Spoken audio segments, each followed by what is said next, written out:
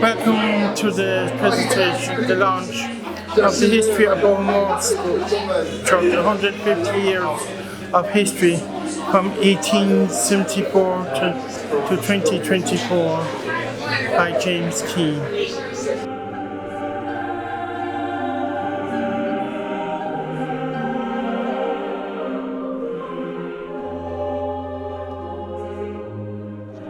Is leading us here with the photography. Anyway, first of all, say you're all very, very welcome.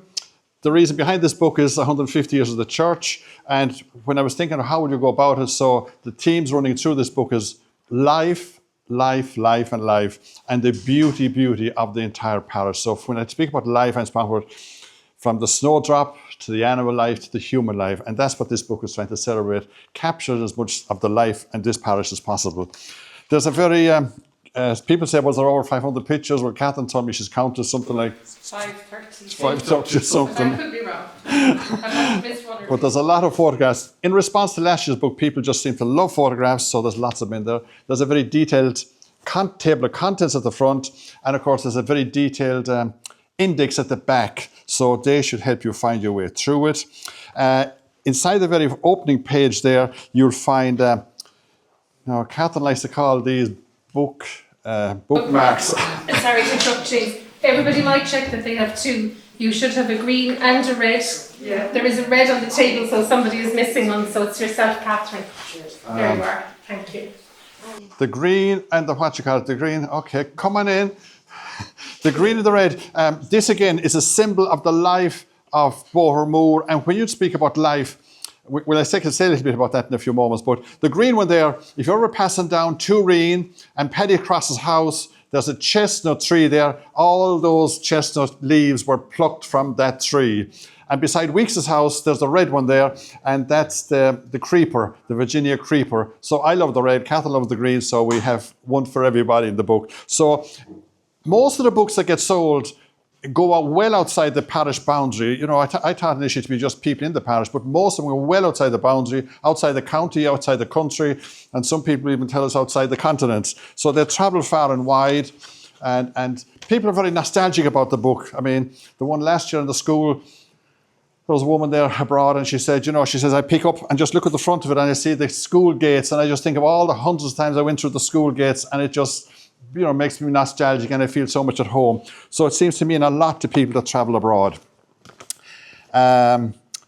Anyway, tonight, there's a girl here tonight, and she's been at me for months and months and months, and she said, when is the book going to come out? She says, I want it before Christmas.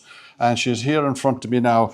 So one of the things is photography played a big part, as in this book, and I want everybody to turn to page 117. Will you go down to your nana now and look at page 117? This is the first photograph I captured for the new book. And this is particularly remembering the young people of our parish, okay? So you see Amy there, who's flying over the church. So just to be sure, that is what we captured on that night. And if you look at the following pages there, the page 118, you see the picture of the church. That's the cover picture. And there's the story how we came to have that. Then if you move on another page there, 119, that's the Murnan household. I thought it was very picturesque, and I said I must capture a shot of that for the book. Then if you moved on to 121, you see a picture of the Frawley household up there in Kindy's Hill. And then if I move on a little bit further to 124, you have Pat Spate's house there. Again, it caught my eyes. I thought it was full of colour. And not to be left out of it, Tureen is there in 125. Mrs. Maguire, where's Mrs. Maguire? She's there. She has the most beautiful house. It's the last house, and she features a lot because she has the most beautiful garden as well. And I spent a bit of time in there taking her photographs. So that was the first picture I decided to take. The second one I wanted to take was, I went around the parish looking for an angel. Are there any angels in the parish? 29, okay, thank you. Now, do you see what you think? Did I get a good angel? The beauty, now this is talking about the beauty of our parish. So we're looking at the beauty on the face of an angel, Clodagh Frawley. If you move on to the next page, of course, we have the beauty in the voice of an angel, Dolores O'Riordan, who was, of course, from Carrick Parson. And then if you look at the next page there, you'd all know Paddy Cross. Now, that was taken below in my own house many, many years ago, my mother's 90th birthday. And then actually went on to win a prize for best photograph above in Bohermore once upon a time. So so I thought we should have it in there. Okay, so those are some of the beauty of our parish. Now, talking about beauty, I suppose, the first thing that comes to all our minds, I suppose, are the weddings. So page 185. And we have lots of beauties. And the beauty, I think, goes to the women more than the men. But anyway, 185. And I just explained some of those pictures to you. The very first one there is are the Ryans. You all know Mike Ryan and Tom Ryan. Now, Tom at the moment is in a nursing home. He's not well, but those are his parents. The top picture there is his parents. And Catherine would tell me that picture on the right there of his mother, she'd have been admired and revered as a beautiful, beautiful picture. So that's the oldest photograph of a wedding we have in the parish. And then below it, you see Mike Ryan there and his sister Noreen. That would have been taken there in, what was it? There's an interesting story there. It was taken in 1959. The boys, the lads there that were doing best men, and all the men that were getting ready for that, they all went into Todd's at the time, got their suits there, and it was August 59. And sure, the suits were ready, and they said, I should hold on to the suits until nearer the wedding. And what happens? Todd's goes up in smoke, and the suits with it. So they had to go off and get another suit. The next one now is the Gories. We have some Gories here tonight. Where are the Gories? We have two of them here from town, and I'm sure that picture matters a lot to them. And there's a lot of names there. I suppose the third picture, I'm going to get into trouble if I say how beautiful these people are. But Angela O'Connell there, unfortunately, John is here with us tonight. Where's John? John is down there. I just think it's inside the sacristy there in Bohermore. I just think it's the most beautiful picture. Unfortunately, Angela is laid low with the flu tonight, and we have and Amy's sister Claude is laid low with the flu as well tonight. So I just think it's a beautiful picture. And again, I say, Angela, there'll be a lot of Angela coming up in this book, but very indebted to her for her generosity in sharing that picture, and it's just, to me, magnificent, okay? Now we're on to the more recent generations, and we have the O'Sullivans, the O'Sullivan Ryans there, they're down there. Give us a wave. Looking magnificent. They were on to the Frawleys. Caroline Frawley there, and take a look there. You see now how beautiful that picture. And when you flick over that page, look at there. She came home this year, and those are her two children with her husband is at home. The next one there are the McCarthy's, of course, featured big in the book. I love that picture. It's a Christmas wedding, and of course, I just love the red and the stone background. I think it's just magnificent, the way that's laid out there by the photographer. Usually the photographer has his back to the road and facing the church, but this time he took the piers. I think the stone and the red, lovely there. And Catherine's here with us. Where are you, Catherine? Oh, you're there. Okay. The Harrigans are next. Of course, we have the Where's the Dolores there? Oh, Dolores are down there. So we have lots of Harrigans there in page 192. Beautiful. Gone to Nina, working out there, living out there. Denise, okay. Now we move on to the Stacks. Alan Stack is here, and beautiful pictures there. And the final one is the brown picture from last summer, okay. So again, to say to all those people, a real big thank you. I just can't get over the generosity of people sharing such intimate things in their lives, and a big thank you for them, okay. On the theme of beauty, again, I want you to go to page 36. And again, this time, we're moving to Angela McCarthy, okay? And this last summer, I went down there. Of course, lots of people told me, well, Angela McCarthy has a beautiful garden. Take a look at it. So page 36 and 37 is Angela's. I suppose I should give credit to John as well. John, you're to get some of the credit here for all this. I just think the colours there, and the way you have these colours for the summer and next thing they're gone. I just think it's just lovely to be able to open up this in the middle of the winter and see some of the colour. The page before it there, there's two black cats. Now it was just pure chance the two of them huddled together like that for about 10 seconds. I took the picture and it just looks nice. The rest of them are down around touring those other pictures, but the two black cats there on the top of Kennedy's Hill. Moving on to the next one there after Angela McCarthy, Catherine said I've only 10 minutes to talk to you about, so I don't know how I'm going to get through it. But the next one there is Pat Spade's. And I just want to read a little bit I wrote there. These flowers were photographed in Strahan outside Pat Spade's home. A man, and I mean this for everybody that puts flowers on their houses and front of their houses for all of us to enjoy. A man who we can say is an agent and steward of God's beauty to the people who traverse the narrow road of Bohermore. Thanks, Pat, for your skill and commitment. Your blossoms and blooms are much appreciated by the gardening aficionados. So I just think it's beautiful there and matters a lot. Just in case you think that there's nothing going on below in Boher, down in Turin, and we have with us tonight Nora and Sean Frawley. Page 39 there, that little stream, that divides the two parishes and the two dioceses. And I just thought it was a lovely one there in front of one of the Frawley households. And of course, the blackberries are taken from down that road as well. And the wild roses there, the Irish wild roses, they were also taken from Bohermore or from Turin down there. Moving on there to the next page 40, the big tree from up near O'Mahony's house. And then there's you've all seen those flowers, if you can remember it, those tulips. I just love red and I love those tulips. And again, the Maguires, Mrs. Maguire here, she's the last house there when you're going down, before you start going down Turin Hill, the last two-story house on the right there. And she has those flowers outside one day. She's outside her wall. I was up there one day anyway, and she saw me outside photographing these, and she came out. She came out with some deadly weapon anyway. She said, are you trying to rob my house, But anyway, that's a beautiful picture there. And then if you move on to page 42, of course, you all know that they're up from Finuca's there. I just really like that on a summer's evening. The cherry blossoms, of course, have to catch my eye there. And we have them stretching from Kennedy's Hill the whole way down to Turin. So that's the Blair household, the first cherry blossom. The next one, we're into the Maguires again, in Turin, the cherry blossom. I think that picture came out well, did it? And just in case you think we're done out, we have even more. The young Frawley family in page 44. That's a beautiful one down there again beside Nora and Sean. That's Owen. Isn't that Owen's? James's, yeah.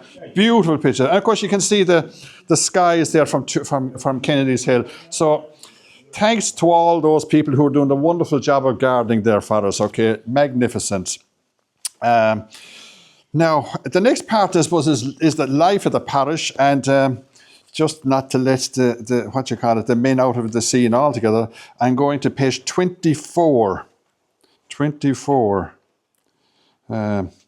Now, this is, you all know Tom Frawley here. His wife is here tonight. Trish, you're going to wave at us, okay? In case anybody doesn't know Trish. She has a gardening husband. And of course, we have here with us as well Dave Hennessy. Dave, you give us a wave. Dave is from way over in Ballysimon Road. And look at some of his apples. Okay, we'll be talking a bit more later about Dave and his family. They're big in the book. But so the first set of apples there is Mike Ryan and Tom Ryan over there in Turin. And the second lot below there are the Hennessy's from Coonahee Orchard. But on the left there are all the gardening and of Tom Frawley, which I shared in and brought home with me. And beautiful delights, aren't there, Trish? Yeah. So thanks to Tom for that. One of the questions we got asked there was, well, is it true that Padraig Pearse and William Pearse, who were executed for Irish freedom, that their mother came to Bohermore Church? And the answer is yes, yes, and yes. So I want to bring you to page 86. 86. Over in the church there, there's the first grave as you go in there is Father Hannon, Father Michael J. Hannon, who he's from Kilcool, and he spent all his life outside in Montana, up on the north and the west side of the United States, up against the Rockies there, in a place called Butte, Montana. This particular man is a formidable figure, probably very unknown really at this side or down around his home place really. But and beside him there in that photograph is Mrs. Margaret Pearse, mother of the two people executed. That picture was taken in 1924. She went on a whole tour, and she was in her 60s now. Just to say, that was 1924. Father Hannon died in 1928, and she died in 1932. And Father Hannon was a priest and he was a true patriot. And I just wonder which was the bigger in his life. I mean, he was a man that he was well known to all the Republican people here in Ireland. He had an O'Sullivan friend over in Butte, and De Valera came over to visit and stayed with his best friend there in Butte, Montana. At his funeral there, you see all the list of names. Tom Clark's wife was down here at the funeral. Tom Clark's sister-in-law was here at the funeral, and the story goes on there. There's two parts. It's another part of the book as well. When the ship, there was nobody that died nobody, I suppose, in the Parish that died abroad ever came home except this particular man. And here's the little verse there that says it all. This was written in his will. Some of the shores of distant lands their weary hearts have laid, and by a stranger's heedless hands their lonely graves were made. But the dust of some is Irish earth, among their own their rest. The same land that gave them birth has caught them in her breast. And he was adamant that he would be buried here. If you look at the next page, you see the very bold. When the ship came in, Samaria is the ship that came into Queenstown Cove with his remains, and it was 2:00 in the morning, and you'll see it there. This is not me making up, this is from the Limerick Leader. Mr. Sean Finch, a Fianna Fáil TD, Lord Mayor of Cork, he was there to meet it. There was a Fianna Fáil TD also there to meet it, and there was Crowley, another Fianna Fáil TD also there to meet it. So very, and he raised huge money for Mrs. Clark. She had a school above that she inherited from her son, Padraig Pearse, and she was trying to keep it running. He would have sent over thousands of dollars to keep it going. In Butte, of course, it was a famous place for the mines, and it was known one time as the richest hill on the planet. So if you ever pick up a book there that's written about Butte and that part of the world around that era in the 1910s and the 1920s, and look at the index, you'll invariably find Father Hannon's name in it. In my research on the guy, there was somebody did a master's thesis outside in one of the universities, and the bulk of it was on Father Hannon. So a lot has been written about him, and I think he's maybe a guy that deserves a book to be written on him and him alone. He did so much. He was a formidable figure for fighting for the priests or for the people in his parish there. He hardly moved out. He was 20 years old there. I think he had 22 years there, and he's been 20 years in one particular parish, St. Mary's. So he was very well known. But all the Countess Markovich, any of these people that came to Butte, they always met him, and he probably usually organised their itinerary when they came. When Mrs. Parish came, she came with a teacher. It was the summertime, and she came with a teacher from New York who was on her holidays. The teacher was sent to stay below in the local hotel, but Mrs. Margaret Pearse stayed in the parish presbytery for 8 days with Father Hannon. So that's the connection with Mrs. Pearse coming down here. The man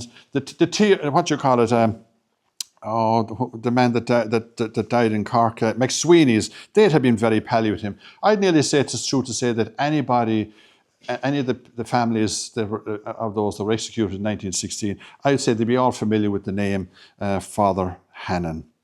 So that's a little bit there on Margaret Pearse coming to Limerick and coming to Bohermore. The next thing I have on the thing there is, what am I next thing there? Oh yes, the confirmations, 176 there, 176. This is another side of the world now we're going to. Maybe the older generation might have heard of this. We'll all be ruined, said Hanrahan. Did anybody ever hear that expression? We'll all be ruined, says Hanrahan. People that would have gone to school maybe in the 1920s and 30s probably heard it. It's a line from a poem.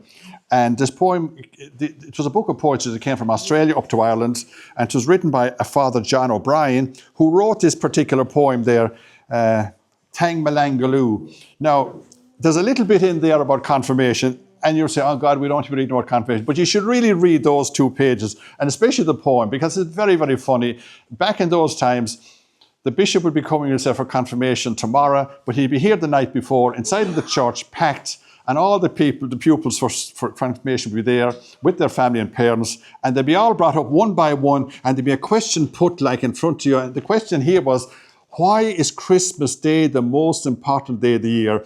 So this exchange goes on between the young fella and the bishop, and I won't destroy it by telling you the end of it, but it's a very, very good story. So that priest that wrote it, he wrote that book of poetry, a renowned poet still to this day, and yes, and I think the one there, We'll All Be Runes at Hand, is kind of, it reflects very much Ireland really, because he has some Irish extraction. Now moving on, the next part there. Okay, the thing here I was trying to do was kind of bring out. Well, I suppose if you look at maybe the table of contents there, or not the table of contents, the introduction, there's a picture taken there, and I went down there last spring and I took a picture of this church that I had known, Fawcett Church, just outside Killarney. And the parish priest said to me, he says, come back down, he says, the first week of August. So it was the first week of August I came down just after the All-Ireland football final. And this parish of Fawcett is home to none other than that famous footballer, Clifford. So he said, come down, he said, because you will see all the wheat outside, or the barley outside the window. And it makes for a beautiful, beautiful picture, because the following week, he said, the farmer will be cutting it. The reason I bring this to your attention is, if you go into any of the pre-Vatican churches, the windows are always up the walls, high up the walls. The reason is that they want to keep your eyes looking to the heavens above and the skies above, and God is living above, up there, distant from us. After Vatican II, they said, no, change the view. And this is really like Dermot Bannon bringing the outside in and the inside out. God is very much down here amongst us. God is with us in nature and life. And you'll see there's a chapter there called Encountering God. And it's really looking at how do we encounter God in our lives. And I suppose one of the things there is, wherever there's love, there is God, and that, whenever you channel love, it is really God you're channeling. Whenever there's life is the signature work of God. That wherever there's life, there's God as well, and that's why the two little bookmarks, we call them, are included in the book. So that's what we were trying to do there. So there's a little prayer there, and this is I suppose this is supported by the biblical writings as well. And it's on page 40, and you might see. Well, this is from the Old Testament is taken, so this isn't anybody else is making it. It's just kind of showing, and you clouds of the sky, oh bless the Lord, and you stars of the heavens, oh bless the Lord. It's kind of saying the sanctity of all human nature, the sanctity of all human nature and all life really. And you'll see there the roadway up in front of Victor Finucane's house there on the far left or the far right of that picture of page 50. And it just captures the whole of nature, and nature is glorifying God as well, and that we should be. I suppose I try to think of it that God is as close, or maybe closer to you than the heat of your own body. That's how close God is to what we're doing down here. Now, Dave Hennessy is here. So Dave, we're going to page 233. This is really just there's a huge amount of people here, and we have the O'Rourke's down there with us as well. This is really a look to the vocations. The people that gave their lives working abroad and doing wonderful, wonderful things. There's a magnificent picture here. Here's 233. Yeah. I suppose there's almost a tear in my eye when I think of this, because this was only last spring, 12 months, that I heard about Louise Hennessy, and I went down to her house there. You see her house there on the left, and I knocked on the door, and she says, way in off the Ballysimon Road. And I knocked on the door, and I said what I was doing. And she says, oh, come in. She says, come in and sit down, and I'll show you. And she gave me the run of the house, And the next thing, a few weeks later, we were telling this story to Myra Hickey. And Myra Hickey says, are you mad? She said, letting a strange man into your house at this hour of your life. But the real sad thing is, and I was looking forward to the summer and spend the time. The next thing Catherine says to me one day, she says, I'm here reading, she says, R.I.P., she says, and there's Louise Hennessy in it. I said, it couldn't be. And it was sad. I remember jumping into the car, and she was here in the church in Bohermore. So her demise is very, very fast, But those anyway are Dave's. Those would be your grand-uncles and grand-aunts, okay? And they're two brothers and two sisters. And there's again, I would say, don't just say, God, that's something old and past. The page 231 there is Father Tom Hennessy. And Father Tom used to, this is just one of the little stories in the Father Tom Hennessy used to fly over to Ireland on his holidays, and then he would move on to Canada or on to Italy, and he loved meeting none other than Padre Pio, Saint Padre Pio, and he would go to confession to Saint Padre Pio. So he had done this many, many times. So when Father Tom died in 1980, the housekeeper and the people over in America, they packed up his vestments. They sent the vestments over to the house there in Coonahy, where Dave was brought up, and Louise and her husband opened the parcel, and as soon as they did, the odour of sanctity associated with Padre Pio filled the room. Now, Louise told me that story herself only a few months before she passed on. So that's a very, very special one there. We have the O'Rourke here with us as well. And let's see now.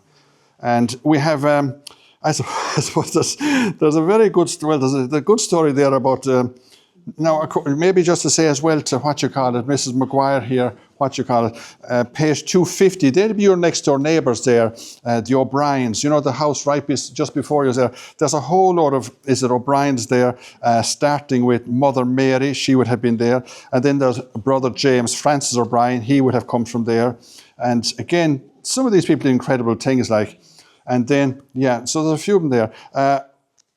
I hope I will get this up because there's so much, it's been ages going through the book here. There's a lovely picture there too of Father Eamon O'Brien, 263 with Mary Ita and Pope Francis. Then there's this lovely story actually, the other Father Eamon O'Brien up there from Ballymacrease. There's a lovely story about his life in London and how things went there. Now, page 266, we're at Reverend Thomas Michael O'Rourke from High Park. And you see there the church he built. These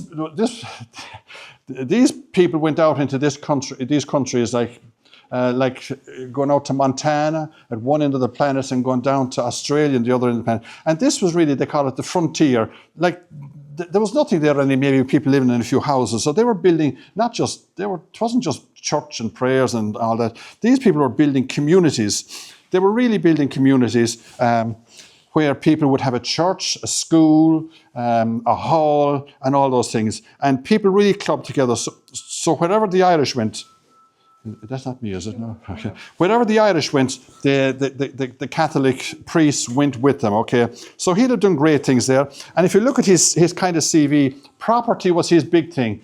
Where he would buy patches of land. He said, "I can see there'll be a need for a church or another church there," and they'd be chopping up parishes because they were so big and needed more churches on their own. So huge amount of work there. His headstone is down there as well. We got a picture of that, 269. But the most beautiful part of it, I think, was 270. Page 270 there.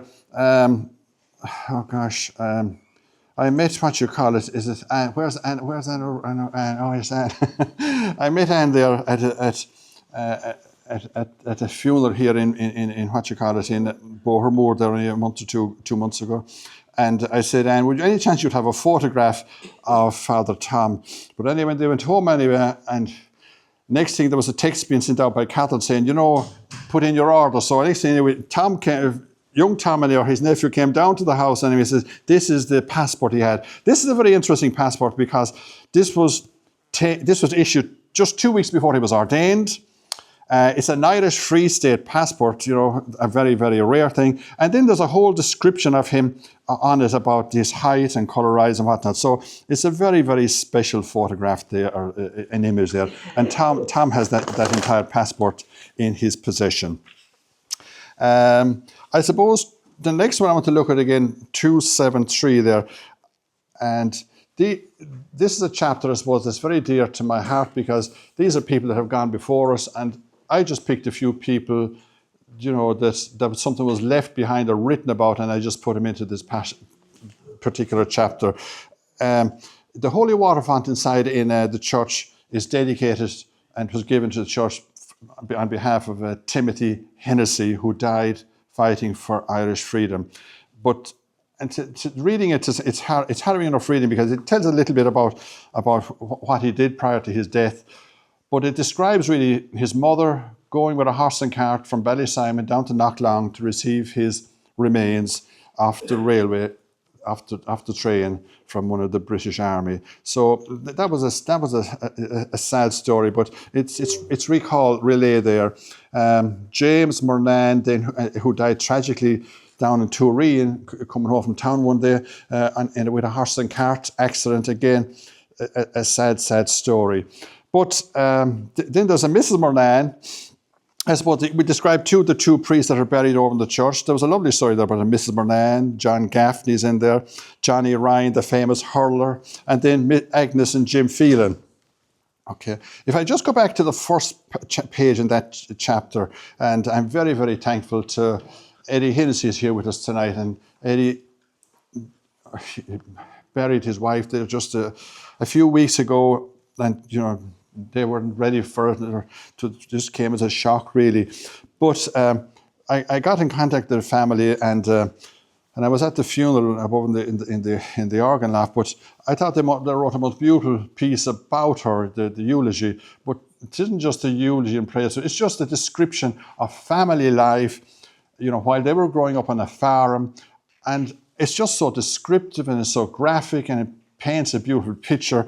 And I think people in 50 or 100 years' time, if they ever read that, it just really captures that. It says a huge amount. So I'm really honoured and privileged, Eddie, to have that in the book. I really am. I said to Catherine this evening, I really am honoured to have that in the book. And thanks to your 4 children for giving us that.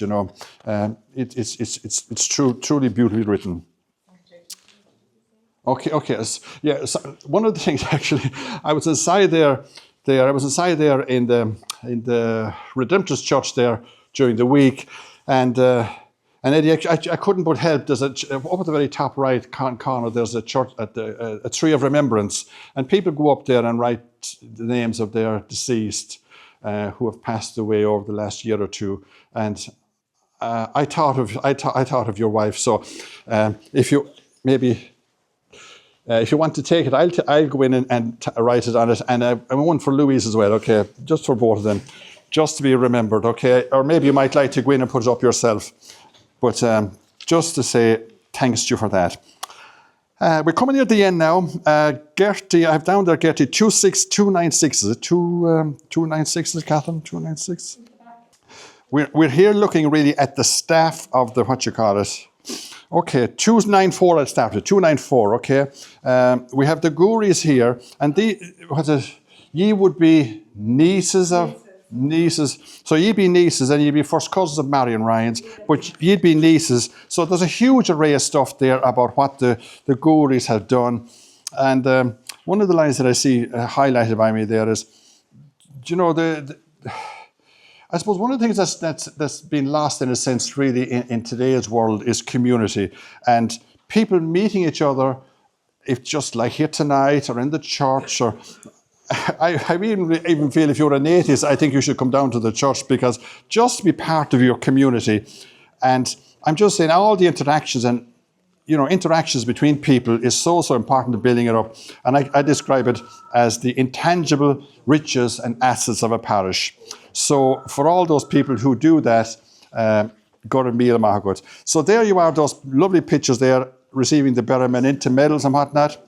Then in the choir, if you go on there to the very 296, you see Gertie O'Brien, and there's a friend of hers there with her, Enda.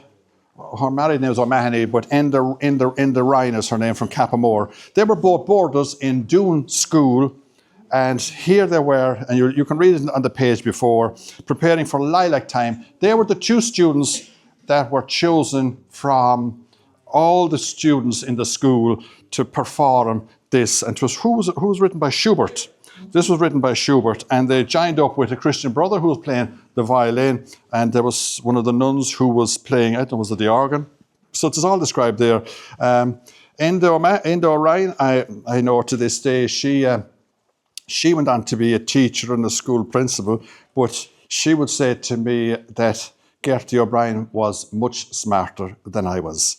So that's our Gertie, and thanks to all those people and all those volunteers. That's why I'm saying the people that have contributed in that way, huge credit due to them. nearing the end now. Just to say the parish boundary, that's described as well in there in page 59. Where were the parish boundaries 200 years ago? Well, back in the 1770s, and it is written there very, very clearly that in St. Lawrence belonged to Bohermore. Okay, it's written down there. I'll go back to page 59.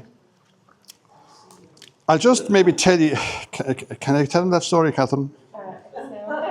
Yes, 2 minutes. But what happened was people were, you think people are vocal nowadays, but people back then were very vocal. Back in around the 1780s, the people over in up the Tipperary Road where Boher and Carcanish meet, the Carcanish people were going to Boher, to the church. And this was fine, it was more convenient for them. So but what did the priest of Boher do? He wrote to the bishop, he says, this isn't fair at all. He says, we're doing all the work and the guys in Carcanish are getting all the money. So the bishop said, okay, he says, what should I do? He says, cut off the chunk of land and we'll get the money and we'll get the, and everything will be fine. So that was fine. The Carcanish people complained a little bit, or the PP complained, we're after losing money, what do you do about it? At the same time, here up around Kilcoolan there, along the road there, people were complaining around in St. Lawrence. They were saying, oh, our parish priest is so bad, he doesn't come to us every week at all to say mass. It's a terrible way we were treated, you know. And they complained to the bishop, and the bishop said, he wrote to the parish priest, said, oh, he says, what I'll do is I'll send you a curate to look after the needs. Oh, God, no, he says, don't. He said, I haven't got money for a curate at all. Don't be sending me a curate. Don't do that. I can't afford the curate. So he says, grand so, he says, if that doesn't please you, I'll take a chunk of Bohermore off and give it to the Carcanish people to compensate them for their loss to Boher. So what's written down there in it is, it says something like, Dr. Butler compensated Father Griffin by giving him 100 houses in the vicinity of in St. Lawrence. So it included in St. Lawrence north, south, and I think it also included High Park. So it's all written there. You know, he says 100. If you think of 100 houses, it would really need a bit more than just 2 townlands. Okay. Now I'm coming to the final part, 114. This is probably my favourite page of the whole book, and I suppose maybe my favourite chapter. Now, if you want to see the best smilers in the parish, you'll see them here. Okay. You have lots and lots of faces there. Okay, to look at. Amy Frawley made it, and Trish Frawley made it. Betty Hickey's in there. The bishop is in there. Okay, so in that particular chapter, which is the night the bishop came to town, and there was great fun and laughter and whatnot that particular night. If you go, I'll finish with this and I'll let you read it in yourselves for the rest of the night. Page 112 at the very, very top, there's Trish Frawley there, and she's in a spot of trouble. You see her there with Nick Phelan, and the line the speech she's been told is, Trish Frawley, hand it over now or you'll get banged up. He's serious. He's an undercover cop. Garda Nick Phelan. And maybe there's another one there. Is there another one there of anymore? There's lots of funny ones there. So there is lots of fun. If you go back to we'll have another pop at Trish. Page 97, okay, since she's in forum. Of course, there's a lovely one. There are 2 of you, Amy, okay? 97, is everybody turn to 97? The bottom right-hand corner. And just Trish Frawley, you see her there with the notebook, lads? Trish Frawley quoting chapter and verse to Myra Hickey and Dennis Hickey as she pours forth instructions for the celebrations. No chance of our Trish making a mistake. And with that, I'll finish. Thank you and enjoy the night.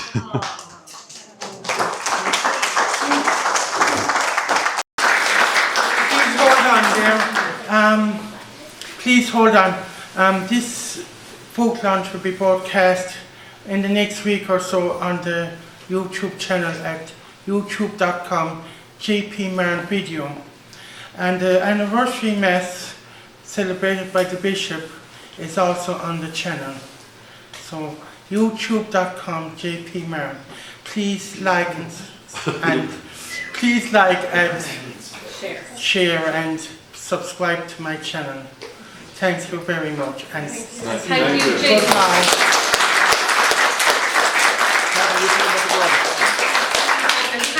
James for video recording this evening, and we look forward to seeing it up on your YouTube channel. There's some lovely videos on James's YouTube channel, train journeys all around Ireland and World trips. world trips as well, and lots of lovely information. And he's very, very talented at combining video and audio and music. So well done, and thank you for volunteering to record tonight's launch, James. Thanks again.